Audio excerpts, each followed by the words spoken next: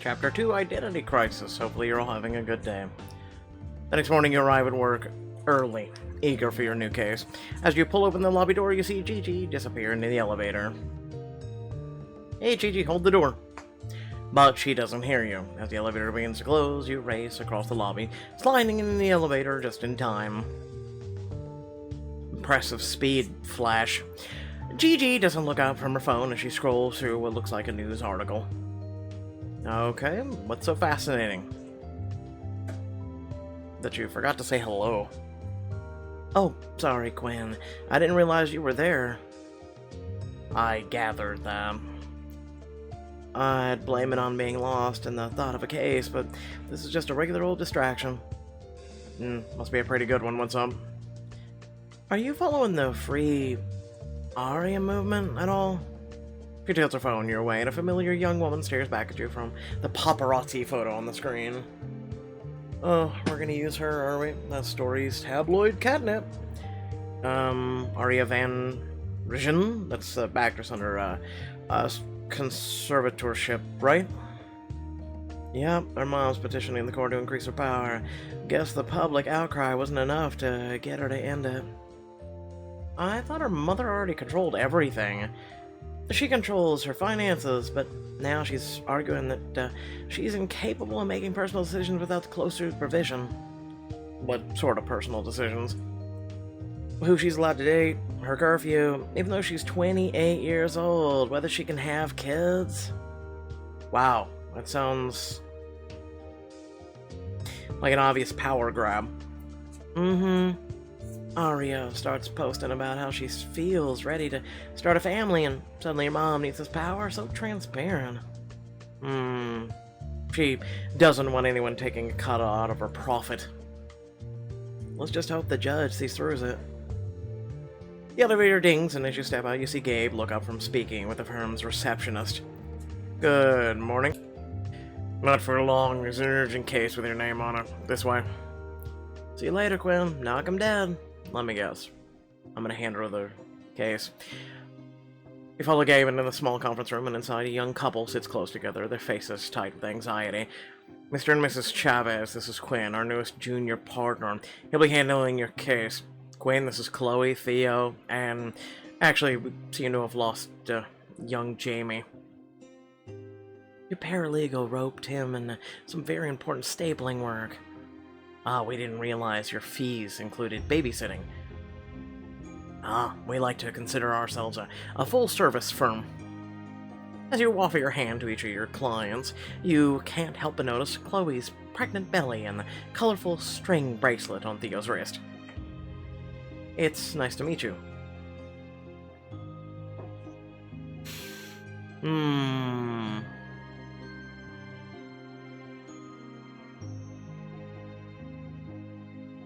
I mean, I'm about to shake her hand, right? So...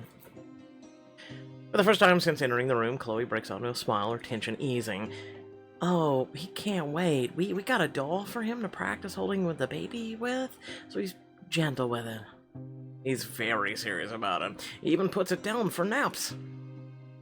It sounds like you two have a really sweet kid. Exchange a troubled look as you take a seat. We do. Which is why we're really hoping you can help him. This case is about Jamie? Mr. and Mrs. Chavez think Jamie's identity may have been stolen. Really? But how old's your son? He's 5. We know it sounds crazy, but we can't think of any other way to explain what's going on. Alright, why don't you bring me up to speed? Once I got pregnant the first time, we decided to move to a neighborhood with better school districts.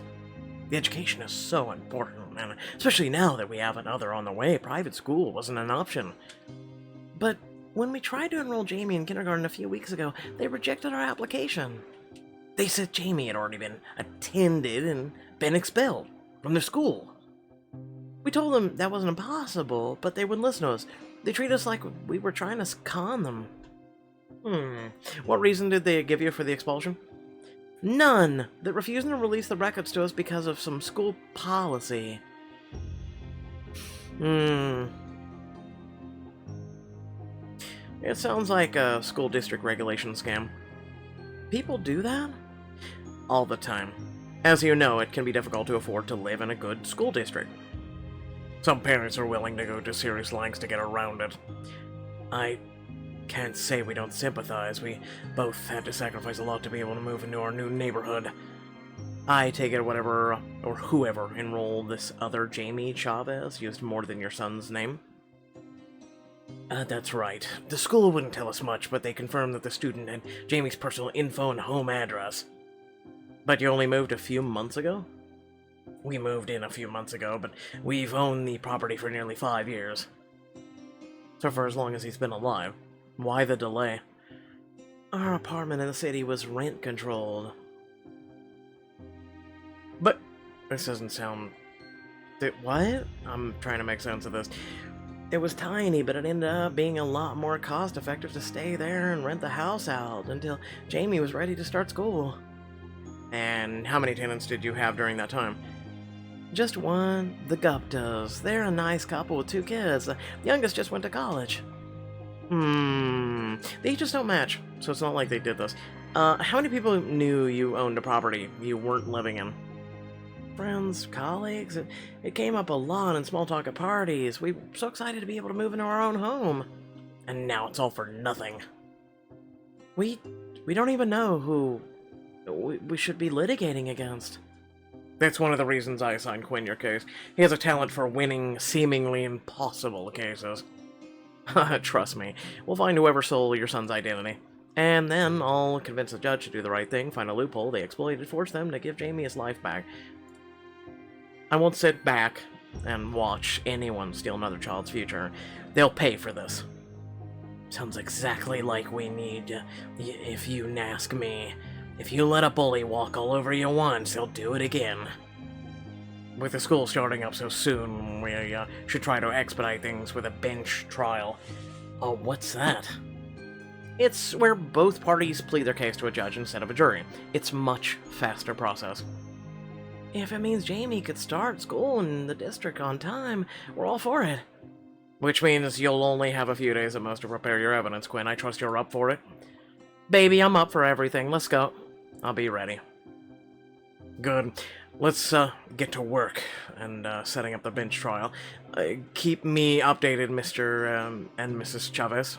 I assure you, you're in the best of hands. You know, I really believe that. As the Chavezes stand to leave, Ryan and Jamie appear in the doorway to walk them out. You start to follow. When a loud yawn from the break room catches your attention, silently you break away from the group and peek through the doorways, spotting Aislinn as she pours a fresh cup of coffee. Hey, sleepyhead.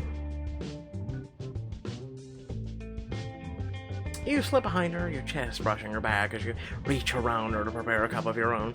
She hides a satisfied smile with a sip. That depends. Are you ready? Are you offering to take me? In so many ways, yes. She ducks out of your grasp as a pair of high-heeled feet click down the hallway before shooting you a coy look. If only. I'm still working through the discovery for the lemon law case Martin stuck me with. Still? I was hoping to pull you onto my new child identity fraud case. I'm, usually... well, I'm under a time crunch and, 2 heads and all. Tell me about it. Maybe it will, vicariously jumpstart my brain. As you give her the rundown of your case, Aislinn sips her coffee, her once dull eyes gleaming with interest. Now, all I need to do is figure out who this other kid's parents are and prove to a judge that they specifically targeted my clients. Can I help build the case? I need to do something productive after 3 straight days of examining state bylaws.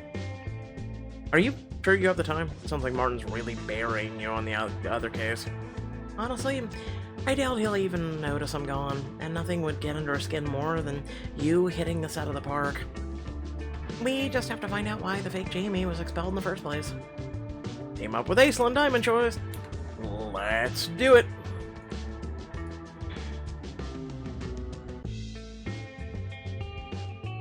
I'm assuming you know just where to start. I've got an idea. Follow me. You and Aislinn head to the firm's library and set up their laptops in a quiet corner. You pull up the school's web page. Wow, The school the Chavezes are trying to enroll Jamie in is as prestigious as public schools get. They even offer a bounty on illegal enrolled students. Could the fake Chavezes have been caught? Is that why this kid was expelled? Aislinn does a quick search and then frowns. If the other Jamie were caught violating school or district laws, there'd be a paper trail. But so far, nothing like that has been filed in a while. So whoever do this knew how to cover the tracks. On paper, at least, but I bet they don't count on anyone talking to a kid's teacher. You watch as she locates the school's teacher directory and pulls up a list of kindergarten teachers. Question is, which one is the one we're looking for?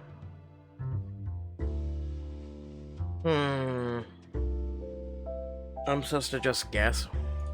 We have Mr. Sebastian Levine, Annabelle Grant, excuse me, Dr. Latoya Johnson, Dr. Mr. Mrs. Doctor wouldn't be teaching in a kindergarten. I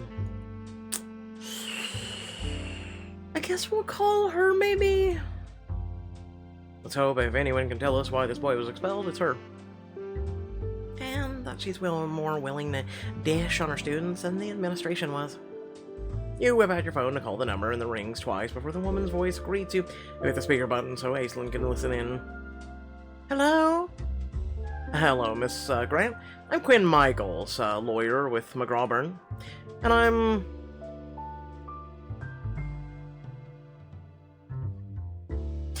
calling on behalf of some parents in a difficult situation. Parents of one of my students? In a sense. I'm representing a couple who believe their son's identity was stolen to gain a place in your class. I wanted to ask... I'm sorry, but I can't give out any personal information about my students or their families. Please, Miss Grant. A young boy's future hangs in the balance, and he's done nothing wrong. Doesn't he deserve a chance? The line goes quiet for a moment, and you hold your breath as you wait for her to answer, and then... If I help you, my name has to stay off the record. Done. Now, would you happen to remember the name Jamie Chavez? I did have a student named Jamie Chavez in my class last year. He was expelled for severe behavioral issues. How severe? Biting, stealing, you name it. But starting a fire during a class trip to the petting zoo was the last straw. Aislinn scribbles a note on her legal pad and holds it up for you to see, mouthing along with her written words. Ask about the petting zoo. One last question, Miss Grant. Which petting zoo was that? Little Hans Farm. Such a lovely place, and the owner is a character. If you do contact him, play along. He likes that. Thanks for speaking with me, and I assure you, your name will remain confidential. As you end the call, you look to Aislinn. Burning down a petting zoo is definitely going to help our case against the kid, whoever he really is. It will, but we still need more information on the family that stole Jamie's real info. The zoo is a good place to start. Absolutely. If they were considering legal action, there's no doubt they'll have the parents' real info. She pulls up the petting zoo's contact details, you dial a new number, and are met with a gentle sounding of mooing. Little Hans Farm, pleasure to make your acquaintance.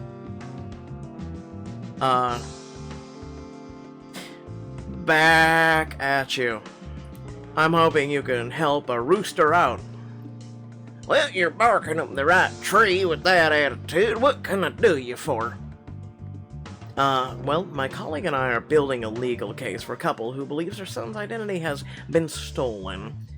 We're fairly certain the culprits visited your petting zoo in last year with a memorable result. Well, cluck me. I don't know much, how much help he can be, but we get a couple hundred kids through here a week. Oh, I'm sure you'll remember him trying to burn down your petting zoo. How many of them, set place, or the place on fire? Oh, this is about that kid? Yep, that's right. Apparently your zoo isn't the only place he's caused serious damage. Heck, the goats wouldn't stop screaming for days after he was here. What do you need from us? Well, do you have any, reports or release waivers from the incident? Sure thing, his mom signed a safety release waiver so they couldn't sue us for negligence. You wouldn't believe how often parents try to sue. Oh, I guess you would. What email should I forward it to? You give the worker your email and then the call. I didn't take you for such a punny guy. You listen. I'm just that skilled. And is it a turn on for you? What? Who just says that? It might be. Interesting. You're in. Never heard that either. Your inbox pings with a new message. You open it to find a copy of the safety release waiver. Ah, bingo. The waiver was signed by a Isabel Dora Chavez. Looks like her real address is in Soho. Aislinn's fingers fly across her keyboard. Found her. That was fast. It's easy when you have as much of an internet presence as this woman does. She's on the board of 3 museums, owns an art gallery. What is she, in Harris? And she was on 3 different PTA groups, 2 for private schools, 1 for even more prestigious public school in the city. She seems to only have 1 son. Considering the multiple PTAs, I'm guessing he was expelled 3 different times. That's a serious track record for a 6-year-old. This kid needs some serious repercussions. His parents aren't doing him any favor by shunting him from school to school. Or being parents. They could try being that. If anything, they're teaching him he can get away with it. You pull out your phone and text the name of your newfound culprit to the Chavez. Maybe you should propose that the family seek professional help as a part of the damages. Now that I officially know who to seek damages from, that's a real possibility. Within moments, your clients have responded. Whoa, Chloe and Theo have actually met Isabella Chavez before. Apparently they've talked about their sons. That's basically a smoking gun. You should call them and get the facts of this meeting straight before the trial. Will do, and if I can just get the defendant's taxes and evidence as well. You can establish that she had motive and the means to send her kid to the school using another child's identity. Aislinn, I could kiss you. Who's stopping you? You grin and take a quick look around before snaking your arm around her waist, pulling her against you. She sighs as you press your lips to hers, her tongue brushing tantalizingly against yours. You linger there, relishing the taste of her until shuffling of books nearby reminds you that you're not alone. You reluctantly pull away. I'd better go tell Gabe that we have a trial. Go. You can finish thanking me later. I will. You're practicing your opening statement over breakfast a few days later when a text from Gabe pops up on your phone. I'm really surprised he didn't go, "I'll be back." I'm serious, it would have been amazing, since the whole puns and about farm animals. All set? That's a rhetorical question, isn't it? Correct answer, though, I'd also have accepted you. Sorry, yes, sir. If this is a motivational speech, you're losing me. Quick heads up. Our judge, scored Nicholas. She's old school, big on decorum. Put some extra effort into how you dress to score some extra easy points. She'll see it as a sign of respect. Sir, yes, sir. You look to the brand new garment bag hanging in your wardrobe. As I have a cat clinging to my neck right now. I was saving this outfit for a special occasion, but this judge is all about formalities. Diamond choice! Doesn't look half bad. Let's go!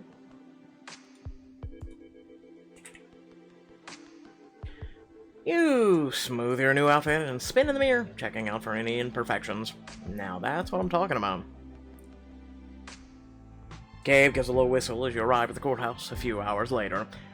Looking sharp, Quinn. You should know by now I take all of your advice to heart. In that case, my next grand idea is not to show up to our bench trial late. He grins, motioning for you to lead the way inside. Remember, you're taking point on this. I'm just here to let the other side know we're not playing around. I got it.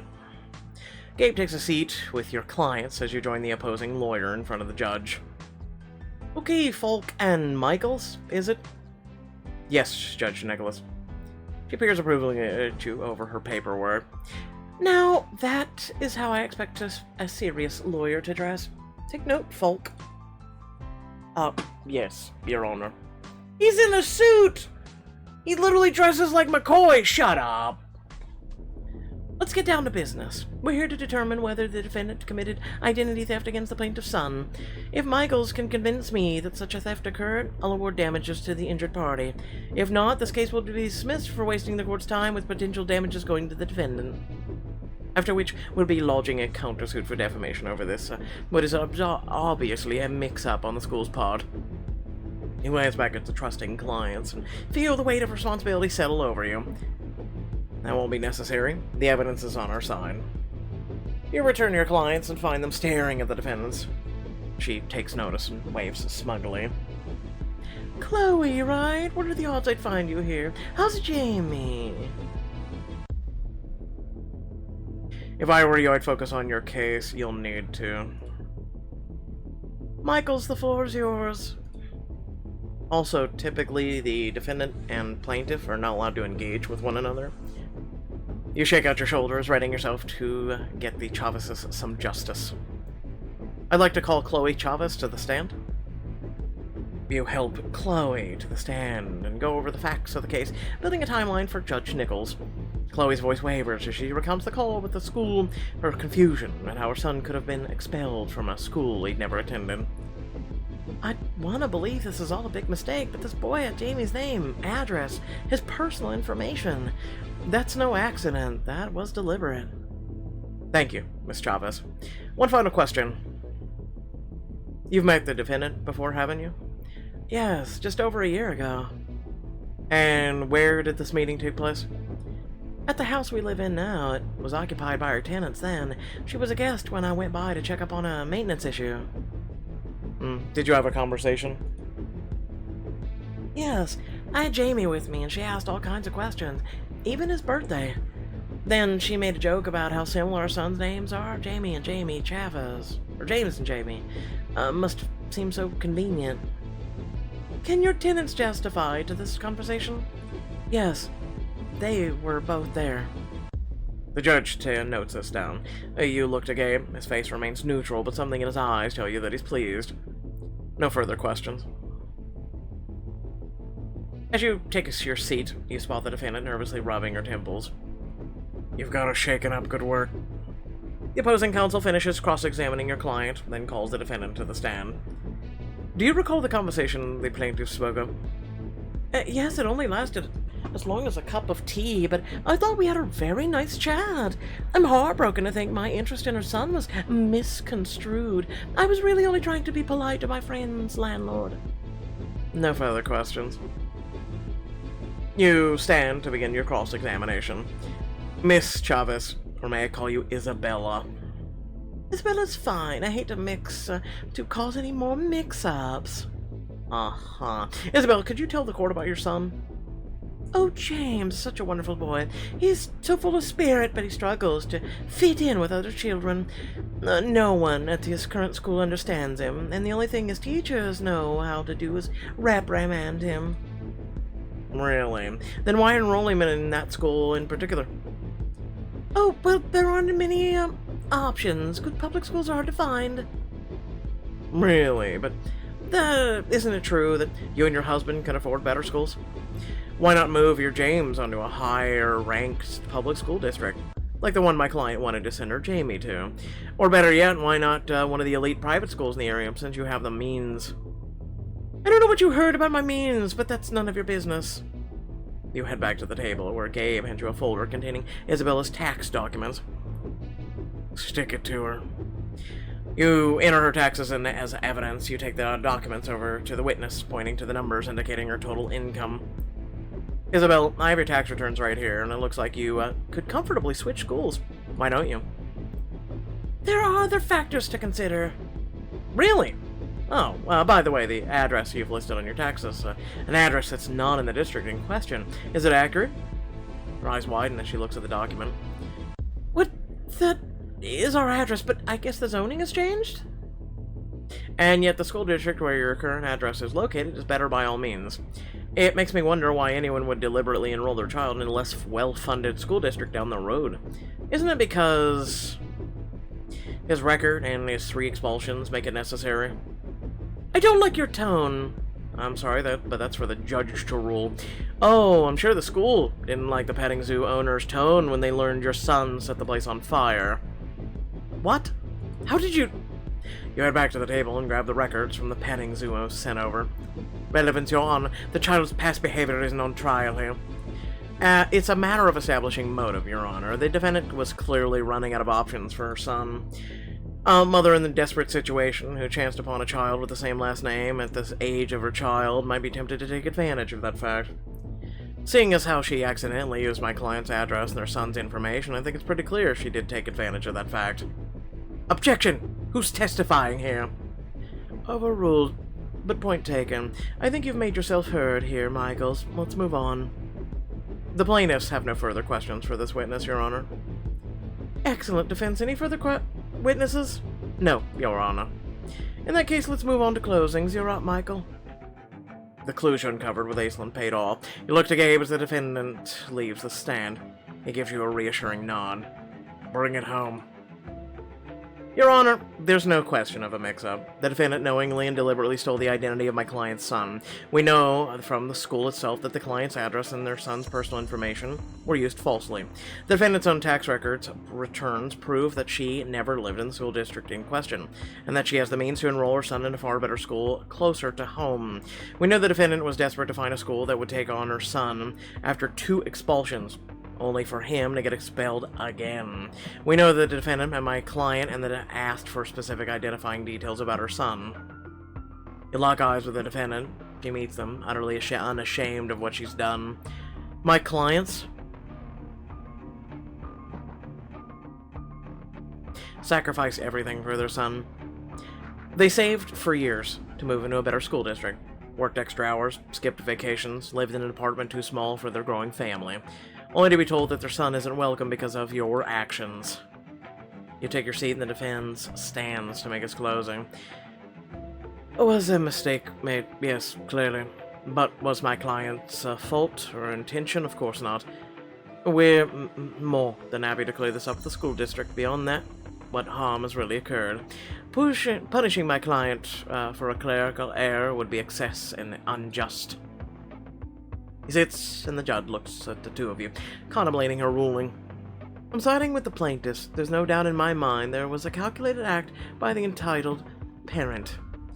I'll apprise the school in question of my ruling and award both compensatory and punitive damage to the plaintiffs. Does that mean we won? It means you won big enough to start a solid college fund for Jamie. Moreover, in light of his ongoing troubling behavior, I'm inclined to set court-ordered treatment for the defendant's child. Do the plaintiffs have any suggestions on what would be most appropriate? They're most familiar with the child's behavior. Your Honor, I think the child needs to enter a Big Brother program, significant amounts of therapy, to complete community service.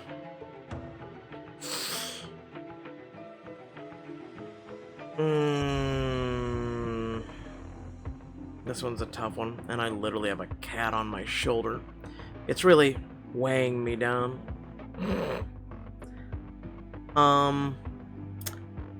I'm assuming by the Big Brother program it means he has an older person to look up to. Significant amounts of therapy, complete community service. Big Brother program. It's obvious to me that he's in serious need of better role models. What? I completely agree. So ruled. Before you can fully process the ruling, you're engulfed in a hug. Thank you, Quinn. And thank you, Gabe, for taking us seriously. We owe you both so much. Make sure Jamie has the best first day of school any kid has ever had. And then we call it square. You've got yourselves a deal. What about me? Can I have a coffee? You and Gabe had outside together, flying high from the wind. Proved me right in the courtroom today. Right about what? How brilliant I am? No, how brilliant I am. I'm the one who bet on you in the first place. Congrats on your good taste. You should go and celebrate. I was thinking that you should come with me. After all, it was your win too. I'll need to take a rain check. I need to speak with Judge Nichols about another case, but feel free to put something from the top shelf on my tab. 18-year-old scotch all around, got it. He laughs and heads back inside of the courthouse. You watch him go with a smile. He's right, I did earn a drink, and the courthouse bar always has some familiar faces. Will you send out a quick text? And Gigi and Bao message back that they're already at the courthouse bar. You head over to meet them. What about Aislinn? When you arrive, Gigi flags you down. About time. You're 2 drinks behind. Already? How long have you two been here? 7 minutes. Drink up, champ. Gigi presses a very potent smelling cocktail in your hands. That looks lethal. Shouldn't we wait for Aislinn? We've been waiting a long time. She's still buried in her lemon law case. A long time. You've been here 7 minutes, according to you. I guess 6 minutes is just too long. She told us to send her grass, but Martin won't cut her a break. It's like he's got it out for her, but I can't figure out why. Probably because she's into me, and also she's better than Martin in every single way. Does he need a reason? He wanted to flex, and she was there. Still, I wouldn't have thought she'd be his target. Honestly, I'm surprised he even let you take the case Gabe brought in, Quinn. I'm so sick of talking about Martin. What he's doing, what he's making us do. You hold your drink in the air and wait for the other two to follow your lead. Tonight is not about him, tonight is a celebration, so here's to Aislinn. What she can't drink, we will. Short, punchy, and to the point, I love it. You love anything that gets you to drink quicker. Clink your glasses to theirs and down your drink. Soon, Mal and Gigi launch into details of their cases. As you strain to hear over the dull roar of the bar, a handsome stranger with a smoldering grin slips into the seat on the other side of you, his arm jostling your glass. Forgive me. Nothing to forgive. Empty anyway. In that case. The man gestures to the bartender, catching his attention. Barkeep, I'll take a drink menu and one of those whatever this handsome gentleman is having. I don't usually accept drinks from strangers. He pauses for a moment, studying you, and he offers you his hand. Jacqueline Morales. Quinn Michaels. He grasps your hand firmly, his grip strong, but not crushing. As he appraises you, he flashes another dazzling smile. And now that we've no longer strangers, give me the pleasure of refreshing your drink, Quinn. His gaze is magnetic. His confidence off the charts. You can't help but return his smile. I don't know. Only if you're getting yourself one. I'd never make a man like you drink alone. You let out a nervous chuckle and examines the menu with a smile. At your side, you can practically feel Bao and Gigi watching your every move. Will you stop it? Yeah, I don't need you two watching me. Leave me alone. But you can feel Jacqueline locked in your sides until he places the drink order and turns to face you. So what's the occasion? Or do you dress like a runway model as a rule? I kicked ass in court today. So you're a lawyer. Junior partner, technically. Impressive. It's too bad I missed seeing you in action. Why? You have a thing for trials? I have a thing for seeing people in their element. Well, is that so? I'd be interested in seeing you in yours. He leans in close, his lips almost brush your earlobe. Why don't you let me show you? As you pull away, you turn your face towards his. You can't help but notice the thrill and promise sizzling in his eyes. Oh my god. Oh, I'm not even memeing. I'm not even memeing when I say this. Show me anything you like, sir. A one-night stand. No. You turned down a one fun night. I appreciate the offer, but I'm here with friends. It'd be rude to leave them now. I'll leave you to enjoy your celebration. Congrats on the win, by the way. As the bartender sits down your drinks, he tips his to yours, and slips out of his seat and disappears into the crowd. Immediately, Bao nudges your elbow. Who was that?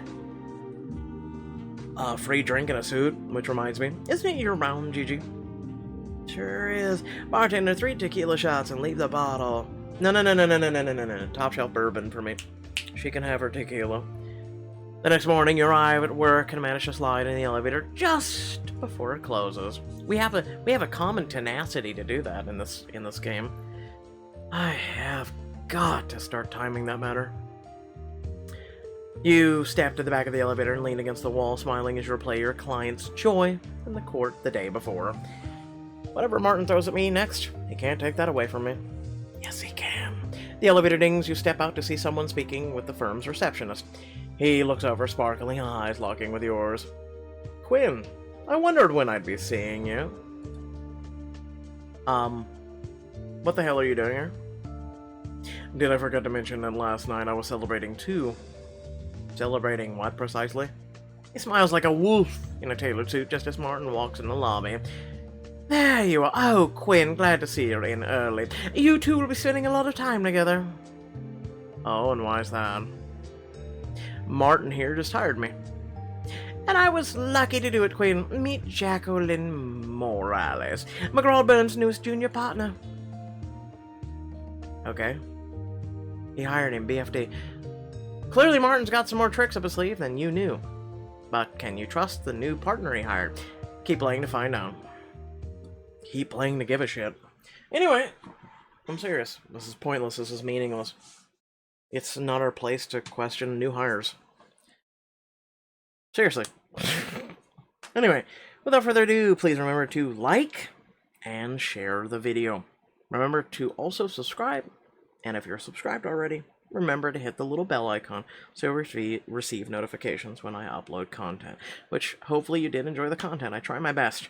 Literally and figuratively, I'm the only channel around that does what I do in terms of reading it, and, you know, I hope I give you a full package here. You know, humor, laugh, logic, common sense, something that, you know, in and of itself is not so common now, is it? And also holding Pixelberry accountable and all this other stuff that I do here on this channel. 3,700 plus videos, tons of content, not just choices. So, and then in the description down below is plenty of cool links, especially some ways and links to support me, the content, and the channel. And again, I can't stress this enough. Please, without your engagement, such as likes and sharing the channel, and you getting word of mouth out to others out in this big old world and this big ocean of well, I mean, there's 8 billion people on the planet, there's 80 million content creators. I am just merely a small fish in a very big, very dark ocean. And hey, shed some light on this community, shed some light on this channel, and shed some light on yours truly so we can continue to grow. That is literally and figuratively all I want. Yeah, that's about it. So let me know what your thoughts are for the video down in the comment section below. It was okay. Again, it's not our place to question a new hire, and no, I wasn't gonna pick the bounce chicka wow wow option. Meh, it's not Aislinn, okay? You know what I'm saying? Peace.